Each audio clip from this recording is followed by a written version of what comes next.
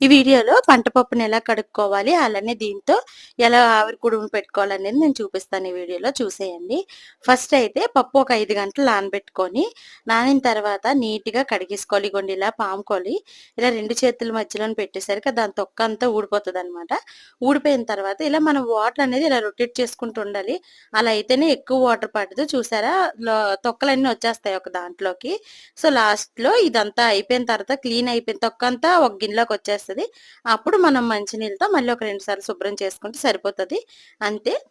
నేనైతే ఇది అంచనా కింద ఏసేస్తున్నాను. నార్మల్‌గా అయితే ఒక గ్లాస్ పప్పుకి 3 గ్లాసుల నూకయితే వెయ్యాలి. 3, 3:30 కూడా పడతది. చూసారా? రుబ్బనేది ఇగోండి ఇలా ఈ విధంగా రుబ్బుకోండి. ఇలా పడితే కొంచెం జారుడుగా ఉండాలి. మరీ గట్టిగా ఉన్నదంటే ఇడ్లీలు గట్టిగా వచ్చేస్తాయి. గట్టిగా పిండాల్సిన అవసరం లేదు. నూకను కూడా మామూలుగా పెట్టేసుకోండి. ఇలా పిండేసి మొత్తం అంతా కలిపేసుకొని ఒక 6 గంటల పాటు ఉంచారంటే మంచిగా పులుస్తది. పులిసిన తర్వాత మనం ఇడ్లీలు పెట్టేసుకోవడమే. నేను నెక్స్ట్ వీడియోలో చూపిస్తాను ఆవిరి కుడుము ఎలా పెట్టుకోవాలో. బాయ్.